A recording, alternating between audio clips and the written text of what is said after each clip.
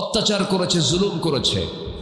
আল্লামা সাঈদীর মতো মানুষকে রিমান্ডে নিয়ে 3টা দিন 3টা রাত একটানা এক চেয়ারে বসে রেখে হিন্দু পুলিশ কর্তৃক চপাটাঘাত করা হয়েছে, থাপ্পড় পর্যন্ত মারা হয়েছে। এরকম বহু কিছুই, অনেক কথাই তো আপনারা জানেন না কি করে নাই তারা, অনেক কিছু করেছে। কিন্তু আল্লামা সাঈদীর সেই 25 বছরের কথা আল্লাহ পাক কবুল করে নিয়েছেন। এমন নাড়া দেব গোড়ায় মামুবাড়ি দিল্লি গিয়ে পড়বা। লন্ডনে পড়ছে, জার্মানি পড়ছে, বার্লিনে পড়েছে, ইতালি পড়েছে, রোমে পড়েছে, ওয়াশিংটন পড়ছে, মামুবাড়ি দিল্লি গিয়ে পড়ছে। 25 বছরের কথা আগে। আমি নিশ্চিত, আমি আমার দিক থেকে আল্লামা সাঈদী একজন শতাব্দীর শ্রেষ্ঠ একজন এদেশের রত্ন। আল্লাহু আকবার। মাহফিল থেকে আমাকে ধরে নিয়ে জেলখানায় ঢুকায়া দিল। 2018 সাল, আমি কিছুই জানি না, আমি ঢুকায়া দিল। ঢোকার সাথে সাথে দেখি এক বুড়ো চাচা, এরকম এক বুড়া মানুষ আমারে দেখে লম্বা একখান সালাম দিয়ে বলে, হুজুর আপনি জেলখানায় ঢুকছেন? আলহামদুলিল্লাহ। বললাম জেলখানায় ঢুকলে কি খুশি হয়?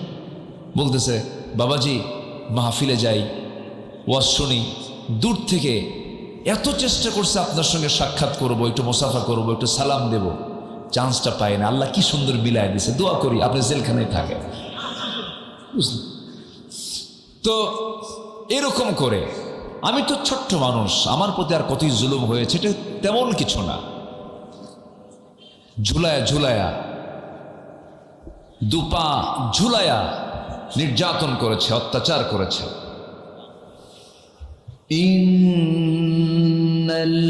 ইন্নাল্লাযীনা আমানু ওয়া আমিলুস সালিহাতি লাহুম জান্নাত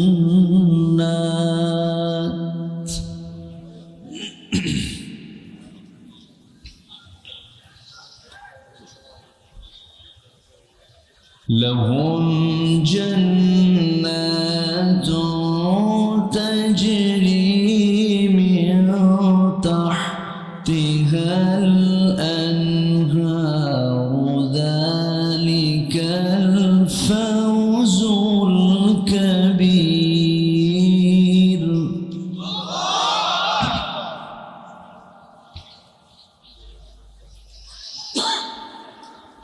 إن بطش ربك لشديد إنه هو يبدئ ويعيد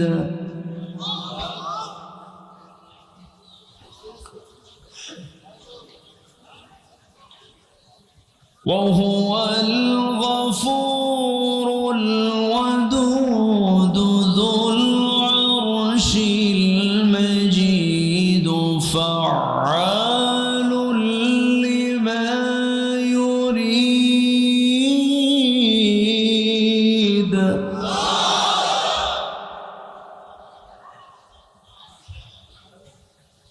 هل أتاك حديث الجنود فرعون وثمود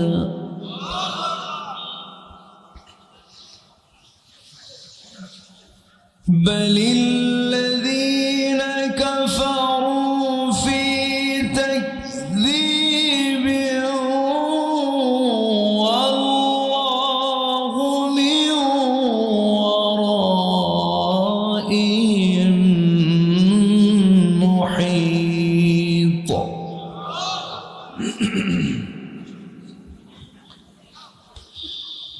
بل هو قرآن مجيد في لوح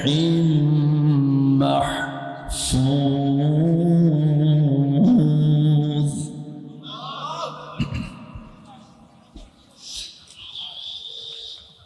الله أكبر بسم الله الرحمن الرحيم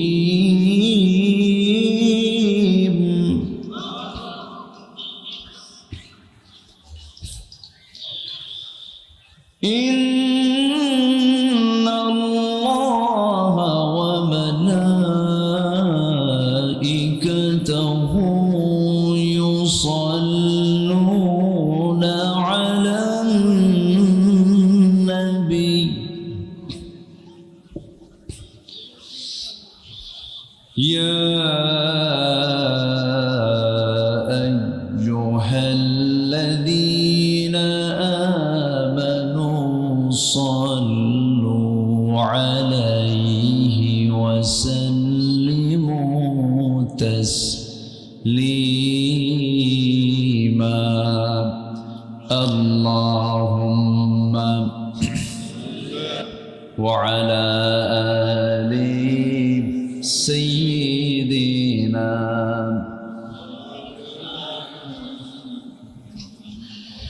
প্রাণের অধিক বেশি যার দাম রাহমাতাল লিল আলামিন। প্রাণের অধিক বেশি যার দাম রাহমাতাল লিল আলামিন।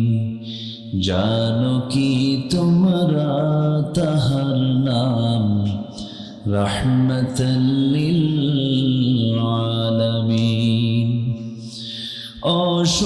অসহায়ের বুকে যে জন গোপনে করে সওয়ার, দরুদ পড়ে সুবহে ও শাম রাহমাতাল লিল আলামিন। গরিবের আহার দিতেন নিজে হয়ে রোজাদার, নিয়মর ভালোবাসার খাম রাহমাতাল লিল আলামিন। জানো কি তোমরা তাহার নাম রাহমাতাল লিল আলামিন। আল্লাহুম্মা সাল্লি আলা সাইয়্যিদিনা মাওলানা মুহাম্মদ ওয়া আলা আলি।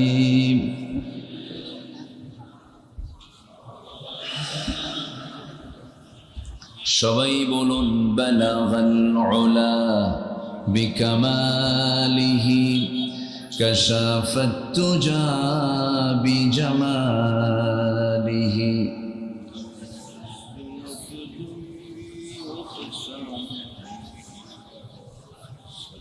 দিন ইসলামের নরসারদুল বীর মুজাহিদ, প্রাণ প্রিয় সম্মানিত দিনী ভাইরা, আড়ালে বসে আছেন শ্রদ্ধেয়া সম্মানিতা মা বোনেরা। আলোচনার সূচনায় আনুষ্ঠানিকতার মধ্য দিয়ে আমার পক্ষ থেকে আবারও দিল খোলা সালাম, আসসালামু আলাইকুম ওয়া রাহমাতুল্লাহি ওয়া বারাকাতুহু। সবাই কেমন আছেন? আমাকে প্রশ্ন করলেন, আল্লাহ তাআলা আমাকে আপনার মতোই, আপনার সাথেই, আপনার সঙ্গেই বসে রেখেছেন। বলি আলহামদুলিল্লাহ। তাহলে উপজেলার নাম কি? কোনো বুড়া নাই, সব কিশোর। এই যে বুড়া মানুষ দেখতেছি, বুড়িগঞ্জ নাম আছে না? বুড়িগঞ্জ আছে কি না? বুড়ির হাট আছে। তাহলে কিশোরগঞ্জের আবার কিসের হাট আছে? বুড়ির হাটও আছে। দুনিয়াতে মানুষ কিশোর থেকে বুড়া হয়, শিশু থেকে তরুণ হয়, যুবক হয়, কিশোর থেকে আবার বুড়া হয়ে যায়। কিন্তু এই কিশোরগঞ্জের মূল নামটা থাকবে হলো জান্নাতে গিয়ে কোনোদিন বুড়া হবে না, সারা জীবন কিশোর থাকবে। তাহলে কিশোরগঞ্জ কি দুনিয়া না জান্নাত? আজ থেকে দুনিয়া না জান্নাত?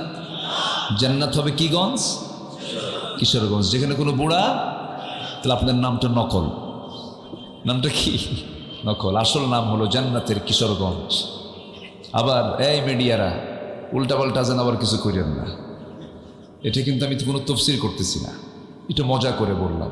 এরা তো খুব বেকায়দা, কোন দিক থেকে কোন প্যাঁচ লাগায় কারের মধ্যে কি ঢুকায় দেয় আল্লাহ জানে। ঠিক তো ঠিকই, ঠিক তো কিছুই নেই।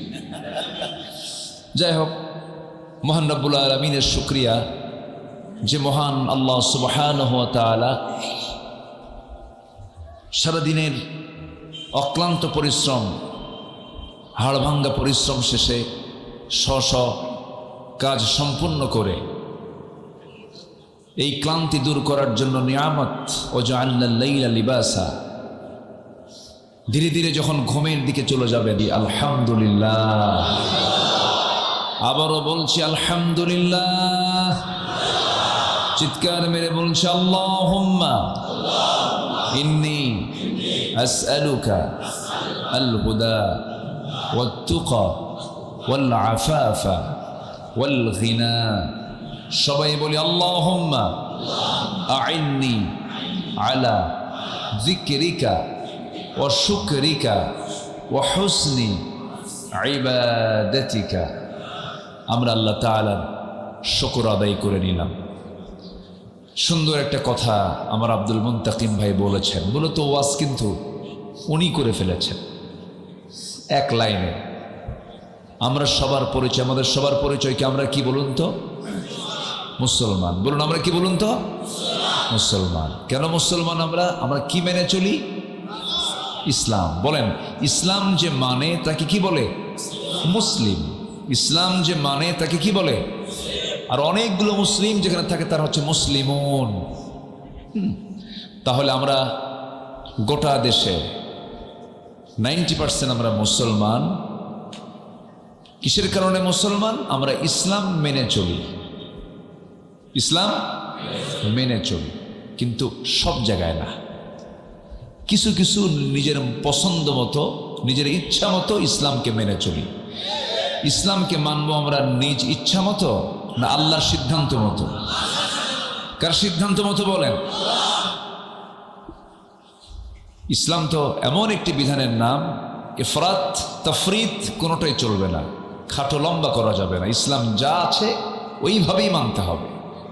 কিন্তু এখানেই হলো সমস্যা, এখানেই হচ্ছে মুনাফিকি, এখানেই হলো ষড়যন্ত্র, এখানেই হলো কটুচাল, এখানেই হলো ধোঁকাবাজি। যে 54 বছর এই জাতি এই ধোঁকাবাজদের ধোঁকাবাজি সহ্য করে আসতেছে। কোনো কথা নেই, আমরা মুসলমান, আমরা ইসলামকে রাষ্ট্রীয় পর্যায়ে দেখতে চাই। রাজি আছেন তো সবাই ইনশাআল্লাহ? ইসলাম যে চায় না সে মুসলিম নয়, তার আরেকটা নাম হলো সে হচ্ছে মুনাফিক। বলেন এই এই এই কথাটা কে বলেছেন? এই মুনাফিক এই শব্দের মানে উদ্ভাবক, এই শব্দ যিনি উচ্চারণ করেছেন তিনি কেউ না। ইসলাম যে চায় না মুসলমান পরিচয় দেয়, তার নাম কি মুসলমান না মুনাফিক? মুনাফিক। উনি সময় পান নাই তো একটু ব্যাখ্যা দিয়ে দিলাম। এই আসলে গতকালকে আমার চাঁপাইনবাবগঞ্জের শিবগঞ্জে মাহফিল ছিল, আমাকে একটু দেরিতে উঠায় দিছে। ডক্টর কেরামত আলী সাহেব উনি তো নরম মানুষ, খুব শান্ত স্বভাবের মানুষ। উনি মঞ্চে মাইক হাতে নিয়েছেন, এই কিছু যুবকরা বলতেছে অনেক রাত হয়ে গেছে, বিরক্ত হয়ে যাচ্ছে। তো এক পর্যায়ে মানে উনি অল্প সময়ে শর্ট সময় শেষ করে দিলেন। ইনি আবার আকলমান্দ ইশারা বাসাত, সচেতন ব্যক্তির জন্য তো ইঙ্গিতই যথেষ্ট। উনি বুঝে গেছেন যে এই জায়গায় বেশিক্ষণ কথা বলা যাবে না, কিন্তু এত সুন্দর বাচনভঙ্গি দিয়ে অল্প কথায় সব মেরে দিয়েছে। সম্মানিত ভাইয়েরা, আসলে জাতির ভাগ্যের পরিবর্তন হবে তখন যখন আমরা নিজেরা পরিবর্তিত না হব। ইন্নাল্লাহা লা ইউগাইয়িরু মা বিকওমিন হাত্তা ইউগাইয়িরু মা বিআনফুসিহিম। আপনি নিজে পরিবর্তন না হলে জাতির কখনো পরিবর্তন হবে না। এজন্য আমরা একটু চেষ্টা করি। সামনে একটা চেষ্টার সুযোগ এসেছে, ষড়যন্ত্র চলছে, চেষ্টা হচ্ছে, আবার কেউ দিকে কি হচ্ছে? ষড়যন্ত্র হচ্ছে। আমরা আল্লাহর কাছে সাহায্য চাই আর সামনের দিকে এগিয়ে চলি। আল্লাহ যেন সুন্দর একটি সুবাতাস যেন 56,000 বর্গ মাইল আল্লাহ তাআলা প্রবাহিত করেন। জোরে বলি আল্লাহুম্মা আমিন, আরো জোরে আল্লাহুম্মা আমিন। সম্মানিত ভাইয়েরা, আসুন আমরা মূল আলোচনার দিকে আস্তে আস্তে চলে যাচ্ছি। ওয়াকুল লাহুমা কওলান কারীমা ইন আনকারাল আসওয়াত লাসাউতুল হামির। কথা সুন্দর হতে হয়, কথা ধীরস্থির হতে হয়, কথা অত্যন্ত মার্জিত ভাষায় হতে হয়, উচ্চ আঙ্গিকে না বলে স্লো ডেলিভারি দিতে হয়, এরকম করে কথা বলতে বলেছেন মুহাম্মদ সাল্লাল্লাহু আলাইহি ওয়াসাল্লাম। অনেক সুন্দর, খুব ভালো। মাঝে মাঝে একটু বেশি গরম হয়, হ্যাঁ, মানে ব্যালেন্স হারায় ফেলে। ইয়াং তো, রক্তের তারুণ্য, রক্ত টকবক করছে, তো এটাও ঠিক না। শরীরকে বাঁচিয়ে রেখে, কণ্ঠকে বাঁচিয়ে রেখে কথা বলতে হবে। সূরাতুল বুরুজ থেকে আমি তেলাওয়াত করেছি। আল্লাহ তাআলা এখানে সফলতার কথা বলেছেন। মিল ইন্ডাস্ট্রিজের মালিক অথবা এলাকার এমপি অথবা চেয়ারম্যান অথবা ডিসিএসপি অথবা মেজর, কর্নেল, বড় ডাক্তার, ইঞ্জিনিয়ার, আমরা এটাকে সফলতা মনে করি। কিন্তু আল্লাহ বলছেন সফলতা কাকে বলে, কে সবচেয়ে বড় সফল, শুনে নাও। আমরা কি আল্লাহর পরামর্শগুলো আজকে শুনব? যদি বলি ইনশাআল্লাহ। সফলতা আসবে কেমনে, সফল হওয়ার জন্য কি কি উপায় আছে? আল্লাহ তাআলা সফলতার উপায়গুলো বিভিন্ন জায়গায় মুফলিহুন, ফাইজুন, আফলাহ শব্দ প্রয়োগ করেছেন। আমি এগুলো কি একটু গোছায় নিয়ে, আল্লাহরই ওয়াজ তো কোনো বান্দার না। আপনারা কি আব্দুল্লাহ আল আমিনের ওয়াজ শুনতে আসছেন? কার? মোল্লার না আল্লাহর? কার ওয়াজ? কার ওয়াজ? তাহলে ওয়াজ কিন্তু কোনো বান্দার নয়, ওয়াজ হচ্ছে আল্লাহর। আর সে আল্লাহর ওয়াজকে 16 বছর আটকিয়ে রেখেছিল, 16 বছর বাধাগ্রস্ত করেছিল, অনেক জুলুম নির্যাতন চালিয়েছিল। কিছুই দোষ ছিল না, আমি নগণ্য। আমার দোষ ছিল শুধু একটু কোরআনের কথাগুলো পৌঁছে দেওয়া। মাহফিল থেকে আমাকে ধরে নিয়ে জেলখানায় ঢুকায়া দিল। 2018 সাল, আমি কিছুই জানি না, আমি ঢুকায়া দিল। ঢোকার সাথে সাথে দেখি এক বুড়ো চাচা, এরকম এক বুড়ো মানুষ আমারে দেখে লম্বা একখান সালাম দিয়ে বলে, হুজুর আপনি জেলখানায় ঢুকছেন? আলহামদুলিল্লাহ। বললাম জেলখানায় ঢুকলে কি খুশি হয়? বলতেছে বাবাজি মাহফিলে যাই, ওয়াজ শুনি, দূর থেকে এত চেষ্টা করছে আপনার সঙ্গে সাক্ষাৎ করবো, একটু মোসাফা করবো, একটু সালাম দেব, চান্সটা পাই না। আল্লাহ কি সুন্দর বিলায় দিছে, দোয়া করি আপনি জেলখানায় থাকেন। বুঝলেন তো? এরকম করে আমি তো ছোট্ট মানুষ, আমার প্রতি আর কতই জুলুম হয়েছে, এটা তেমন কিছু না। ঝুলায়া ঝুলায়া, দুপা ঝুলায়া নির্যাতন করেছে, অত্যাচার করেছে, অত্যাচার করেছে, জুলুম করেছে। আল্লামা সাইদির মতো মানুষকে রিমান্ডে নিয়ে 3টা দিন 3টা রাত একটানা এক চেয়ারে বসে রেখে হিন্দু পুলিশ কর্তৃক চপাটাঘাত করা হয়েছে, থাপ্পড় পর্যন্ত মারা হয়েছে। এরকম বহু কিছুই, অনেক কথাই তো আপনারা জানেন না কি করে নাই তারা, অনেক কিছু করেছে। কিন্তু আল্লামা সাইদির সেই 25 বছরের কথা আল্লাহ পাক কবুল করে নিয়েছেন। এমন নাড়া দেব গোড়ায়, মামু বাড়ি দিল্লি গিয়ে পড়বা। লন্ডনে পড়ছে, জার্মানি পড়ছে, বার্লিনে পড়েছে, ইতালি পড়েছে, রোমে পড়েছে, ওয়াশিংটন পড়ছে, মামু বাড়ি দিল্লি গিয়ে পড়ছে। 25 বছরের কথা আগে। আমি নিশ্চিত, আমি আমার দিক থেকে আল্লামা সাইদি একজন শতাব্দীর শ্রেষ্ঠ একজন এদেশের রত্ন। আল্লাহু আকবার। সম্মানিত ভাইয়েরা, এই পরিবেশ এমনি আসেনি। আমরা আজকে অনুকূল পরিবেশে কথা বলার সুযোগ পেয়েছি, এটা এমনি এমনি আসেনি।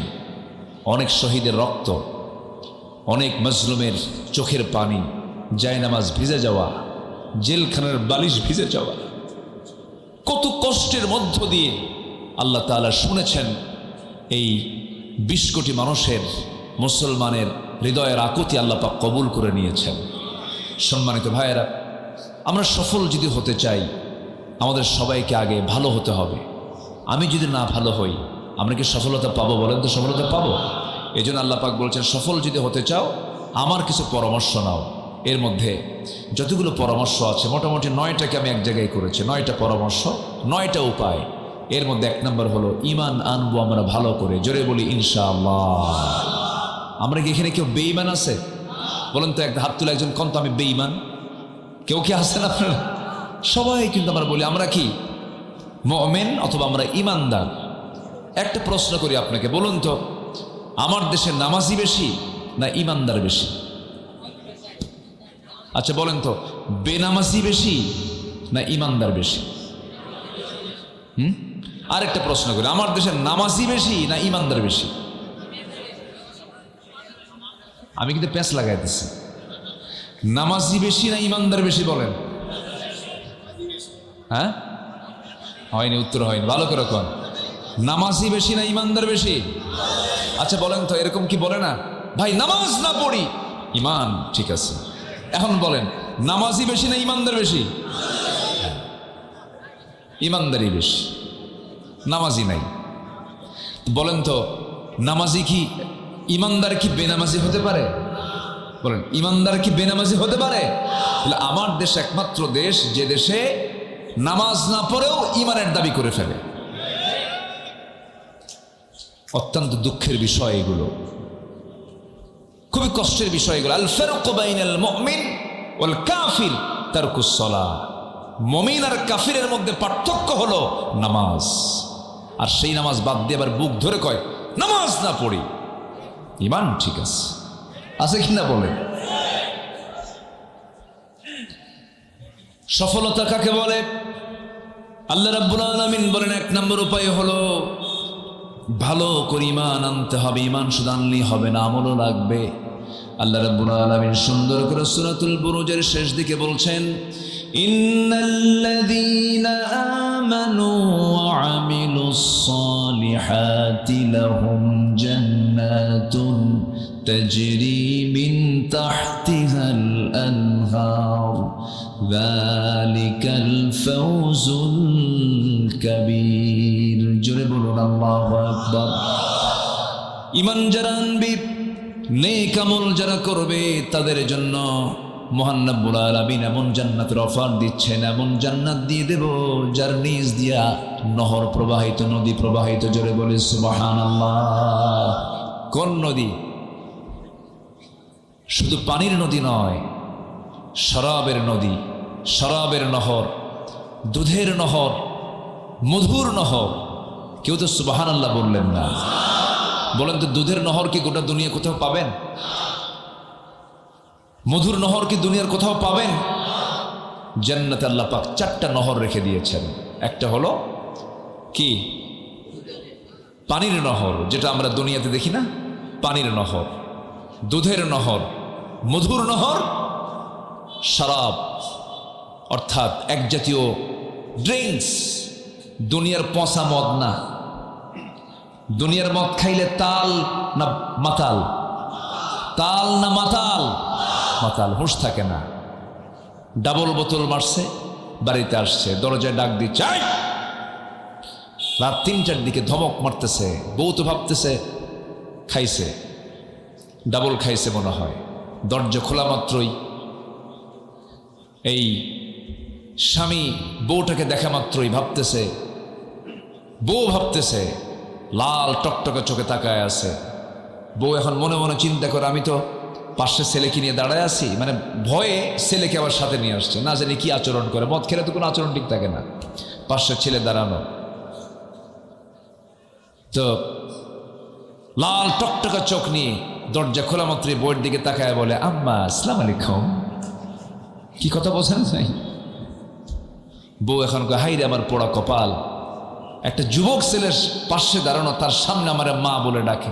একটু কি শরম নাই তোমার? তো ছেলের দিকে তুমি একটু তাকায়, তুমি একটু ডাকবা না? ছেলের দিকে তাকায় বলে, দুলা ভাই আসসালামু আলাইকুম। তো দুনিয়ার মদ খেলে পরে মানুষ মাতাল হয়ে যায়। এই জন্য আল্লাহ পাক দুনিয়ার মদকে আল্লাহ পাক কি করে দিয়েছেন? আরো জোরে, আরো জোরে। আর আমার দেশের এক শ্রেণীর মুসলমানরা সংসদ আইন আকারে মদকে পাশ করেছে, মদকে হালাল করেছে। কেন হালাল করেছে? ওরাই বোতল বোতল মদ খায়। অতএব বোতলওয়ালা নেতৃত্বে বাংলার জমিনে আমরা কায়েম হতে দেব না। রাজি আছেন কারা কারা? হাত উঁচু করে দেখান মুসলমান।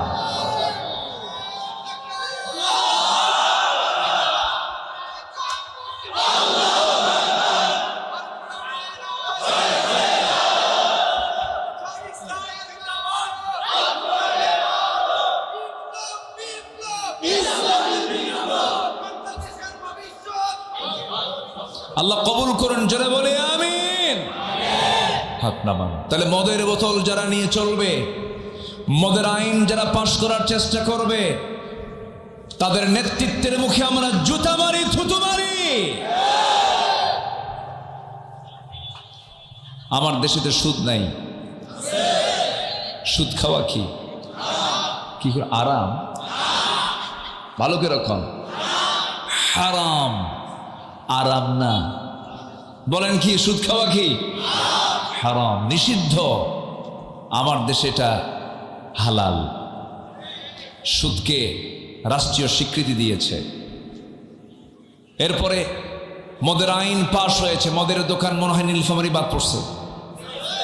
নীলফামারীতে মদের দোকান আছে না নাই? তাহলে মদের দোকান যদি থাকে তারা দোকানদার তো নাই, দোকানদারও আছে না নাই? কাস্টমারও আছে। আবার আমার দেশের এমন কিছু হুজুরও আছে, ওই মদের দোকান উদ্বোধন হবে, হুজুরের দাওয়াত দেয়, হুজুর চলে যায়। আল্লাহ মদের দোকানে বরকত দিয়ে দাও। আছে আছে তো, ওরাই ফতুয়াবাজি করে, সন্ত্রাসী বিভিন্ন কায়দা হয়। এক শ্রেণীর ফতুয়াবাজ, যারা ফতুয়া সন্ত্রাস,